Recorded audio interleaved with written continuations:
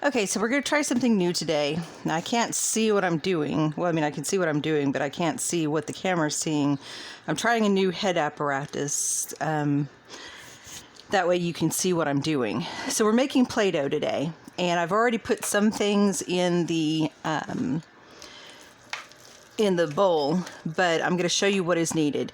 You need 1 cup of flour, which my cat Jiji has already decided to eat some of my flour. 1 cup of water, 1/4 cup of salt, and the reason why we use salt is because it is a natural, like antifungal, you know, the whole 9 yards, so that it doesn't grow, you know, fungus and everything all over it. Spilled some water here. 1 tablespoon of vegetable oil. Yeah, here I'm sounding southern here.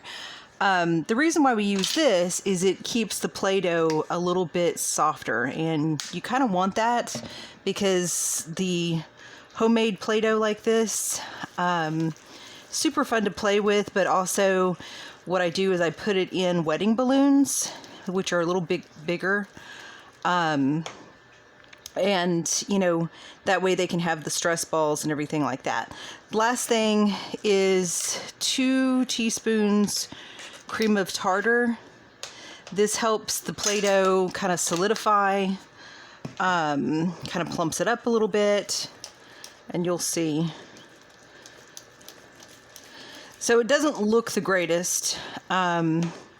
So a lot of times I'll use like some sort of coloring, food coloring, which I don't have a lot right now. So I'm using yellow, which doesn't look the greatest, but it doesn't matter because these are going into stress balls. Just something so that it doesn't look so boring. Another thing that I do is I add the dye, you know, in like purple, and then add lavender to it, and then you can put it in little containers, and you've got like something to help with arthritis, and it smells really good. So it's just a really versatile recipe. I go over here, get my favorite pan and my favorite utensil,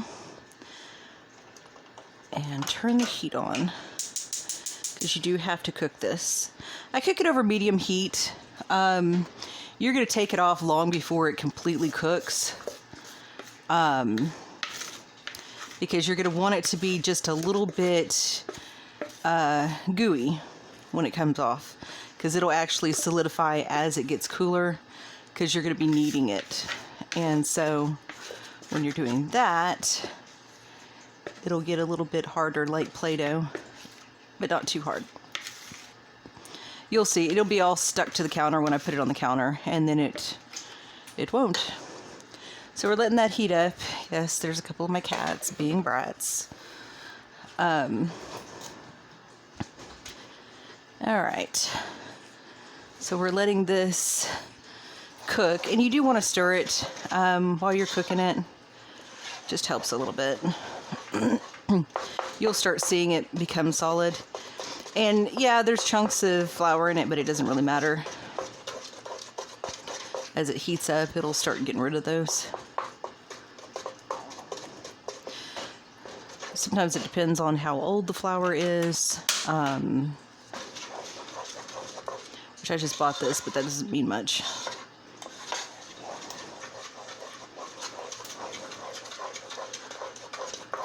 So you just keep stirring. When you get this done, this is actually 3 cups. It's basically 3 batches. So 3 cups of flour, 3 cups of water, 3 tablespoons of oil. I use coconut oil, 6 teaspoons of cream of tartar, and then 3/4 of a cup of salt. So that's a triple batch. But the reason I'm doing this is I've got about 16, 17 kids that I work with that are going to be doing the stress balls this week. And really the easiest way, and I'll probably make another video on how to do this. So you know the water bottles, just your regular water or pop bottles. I cut the very top off where the lid goes on and pop the balloon around that so that it keeps the balloon open. And then you just take little bitty pieces, like about that big, of the dough and pop it down in there. It's a little bit easier to get it into the stress ball. Plus, afterwards you can get rid of the air, because if you've got air in there, a lot of times they pop real easily. I mean, I work with younger kids, and so sometimes it's easy to pop those balloons. I mean, even though they're wedding balloons, they're a little bit harder. It doesn't take much, you know, little brother, little sister getting a hold of it and twisting it or poking their thumb through it. A lot of times that's all it takes.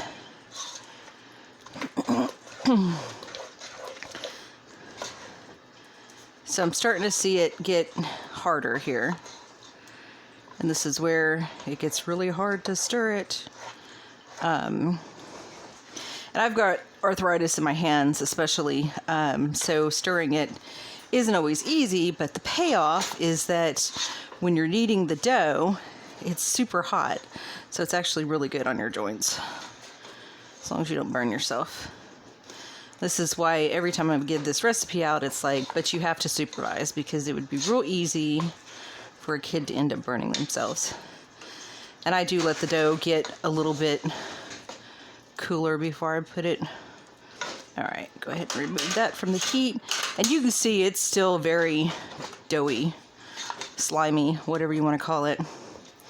But every place it's touching the heat, it's kind of pulling that off. All right, now pull it over here to my counter. And I don't do any kind of flour on the counter or anything like that, because there's really no need to. Now this will stick to the counter like crazy when you start, but by the time you get through, it'll stop. All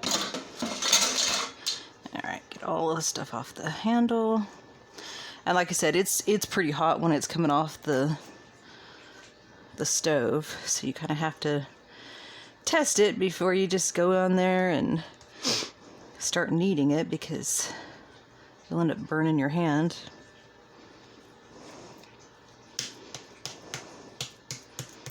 I don't know if y'all can tell how sticky it's getting. All right, that's not too bad. All right, see how it's sticking to the counter? So when you're first kneading it, you're thinking, oh yeah, I've totally messed this up, it's not gonna work. And I've undercooked a couple times, because I make this probably about every 2 months, because the stress balls are that popular with the kids. So when I've undercooked it, you know, of course it just makes a big mess, and it's not really, you know, going anywhere. It's just kind of sticking to everything. But as it cools down and the more you work with it, it does start to solidify. Pretty soon, instead of this big mess on your counter, you don't have the mess anymore. But one thing you'll notice is that it does leave a lot of salt residue, and you'll notice this when you work with it. It leaves a lot of salt on your hands too. So I always have the kids go wash their hands afterwards, because you know how kids are with salt. But you know, there's no toxic chemicals in this at all. And it will actually keep good as long as it doesn't get, like, I've put it into little plastic containers when I have the lavender oil in it, which also is an antimicrobial. And it's stayed good for like over a year. If the kids play with the Play-Doh, or, you know, we get some of it out to make the stress balls, and I've just got it in a Ziploc baggie, it'll start growing moldy, probably in about 3 months. So keep that in mind. Of course, you know, we're constantly transferring bacteria from our hands onto it, especially in a school setting. But but usually it doesn't last that long. I just happen to have one in a baggie that was in my office that I stashed, and that's, it's like, oh, okay, so it's only good for about 3 months. So you can see the counter is clean, didn't leave any stuff. It's still pretty warm. You can tell how hot hands, you know. From that, I usually just stick it in a baggie. It doesn't matter if it has a little condensation from the heat, because once you start working with it, it'll solidify back up. If I can keep my cats out of it. And yeah, that's it. That's how you make the Play-Doh. Super easy peasy.